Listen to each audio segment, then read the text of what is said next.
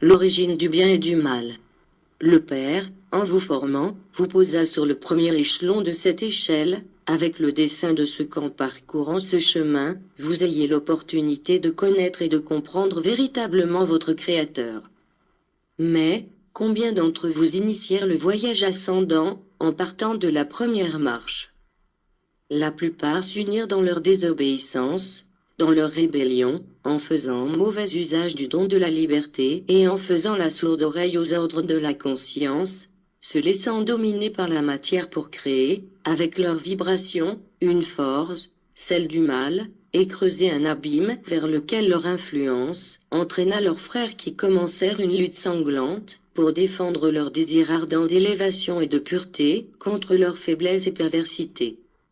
Le péché originel ne vient pas de l'union de l'homme et de la femme. Moi, le Créateur, j'établis cette union en leur disant à tous deux, croissez et multipliez-vous. Ce fut la première loi. Le péché a résidé dans l'abus qu'ils ont fait du don du libre arbitre. La chair craint la lutte avec l'esprit et recherche la forme de le tenter avec les plaisirs du monde pour lui empêcher sa liberté, ou tout au moins pour la retarder. Voyez comment l'homme porte en lui-même son propre tentateur. C'est pourquoi je vous ai dit que, lorsqu'il aura réussi à se vaincre lui-même, alors il aura gagné la bataille.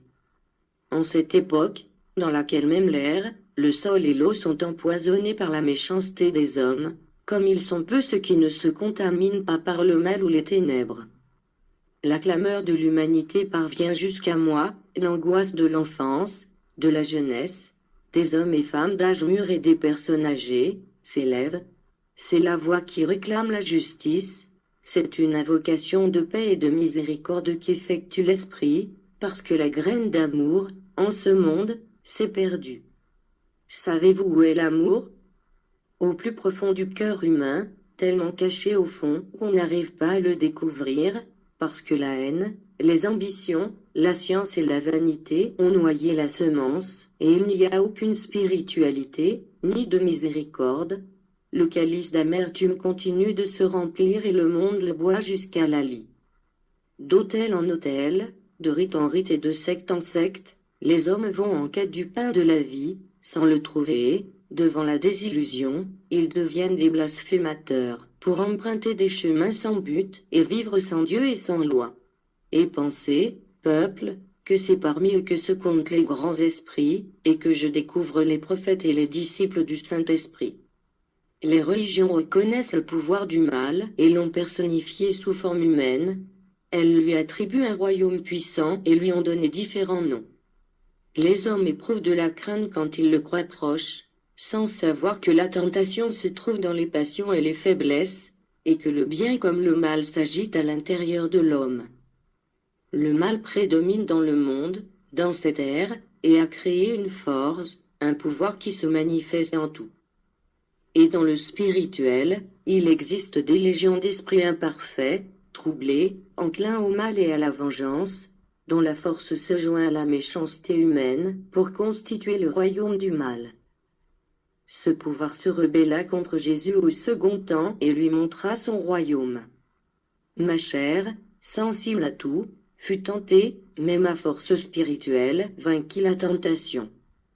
Parce que je devais être le vainqueur du monde, de la chair, de la tentation et de la mort. Parce que je fus le maître qui descendit parmi les hommes pour donner un exemple de force. Vous pouvez reconnaître ma présence au travers de la paix que vous sentez dans votre esprit. Personne d'autre que moi ne peut vous donner la véritable paix. Un esprit dans les ténèbres ne pourrait vous l'offrir. Je vous le dis parce que beaucoup de cœurs craignent les affûts d'un esprit tentateur, auquel les hommes, en fonction de leur imagination, ont donné vie et forme. Que l'existence du prince des ténèbres est mal interprétée.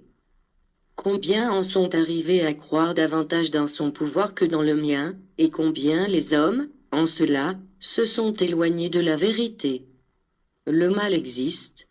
Tous les vices et tous les péchés en découlent. Les pécheurs, autrement dit ceux qui commettent le mal, ont toujours existé, tant sur terre que dans d'autres lieux ou mondes. Mais, pourquoi personnifiez-vous tout le mal existant en un seul être? Et pourquoi l'affrontez-vous à la divinité? Je vous interroge. Que représente, face à mon pouvoir absolu et infini, un être impur, et que signifie votre péché devant ma perfection? Le péché est né dans le monde. Quant aux esprits, lorsqu'ils surgirent de Dieu, les uns demeurèrent dans le bien, tandis que d'autres, en déviant de ce chemin, en créèrent un autre, distinct, celui du mal. Les mots et les paraboles qui vous ont été offerts, au sens figuré, comme une révélation dans les premiers temps, ont été mal interprétés par l'humanité. L'intuition, que les hommes eurent quant au surnaturel, resta influencée par leur imagination, et ceux-ci en arrivèrent à former, autour de la force du mal, des sciences, cultes, superstitions et mythes, lesquels sont parvenus jusqu'aujourd'hui. De Dieu ne peuvent jaillir de démons. Vous avez façonné ceci avec votre mentalité. Le concept que vous avez de cet être qu'à chaque pas vous me posez en adversaire est faux. Je vous ai enseigné à veiller et à prier, pour que vous vous libériez de tentations et d'influences maléfiques, qui peuvent provenir autant d'êtres humains que d'êtres spirituels. Je vous ai dit d'imposer l'esprit à la chair, parce que celle-ci est une créature faible et fragile qui, à chaque pas, court le danger de trébucher si vous ne veillez pas sur elle. Le cœur, l'intelligence et les sens sont la porte ouverte permettant aux passions du monde de fouetter l'esprit. Si vous vous êtes imaginé que les êtres des ténèbres sont comme des monstres, moi je les vois seulement comme des créatures imparfaites auxquelles je tends la main pour les sauver, parce qu'elles aussi sont mes enfants. Toutes les fois que vous faites le bien, vous dites « Je suis noble, je suis généreux, je suis charitable, c'est pourquoi je fais cela. » Et moi de vous dire, si vous aviez accompli ces œuvres au nom de votre Seigneur, vous seriez humble parce que la bonté est de Dieu et je l'ai offerte à votre esprit. Dès lors, celui qui attribue ses bonnes actions à son cœur humain renie son propre esprit et celui qui l'a revêtu de ses vertus. En revanche, quand vous agissez mal, vous vous lavez les mains comme Pilate et vous attribuez ce fait au Père, en disant « Ce fut la volonté de Dieu, c'était écrit, Dieu le souhaita ainsi, c'est le destin. » Vous affirmez que rien ne se passe sans la volonté de Dieu pour vous excuser de vos erreurs, mais en vérité je vous le dis, vous vous trompez parce que vos erreurs et vos bagatelles se commettent sans la volonté de Dieu. Remarquez que le Tout-Puissant jamais ne s'impose à vous par la force, au travers de son pouvoir. Cela, c'est vous qui le faites avec vos frères les plus faibles. En vérité je vous le dis, le mal, l'impureté et le manque d'harmonie vous appartiennent. L'amour, la patience et la sérénité sont de Dieu. Quand vous aimez, c'est le Créateur de votre esprit qui vous inspire. En revanche, quand vous haïssez, c'est vous-même, c'est votre faiblesse qui vous pousse et vous perd. Toutes les fois que quelque chose de mal survient dans votre vie, soyez sûr qu'il s'agit de votre œuvre. Mais alors vous demandez, pourquoi Dieu autorise-t-il cela? Ne souffrira-t-il pas en raison de nos péchés? Ne pleurera-t-il pas en nous voyant pleurer? Que lui coûterait-il de nous épargner ces chutes? Je vous réponds que tant que vous n'aimerez pas, Dieu sera, pour vous, quelque chose que vous ne pourrez comprendre, parce que la magnanimité de votre Créateur est au-delà de votre compréhension. Devenez fort, grand, sage et apprenez à aimer.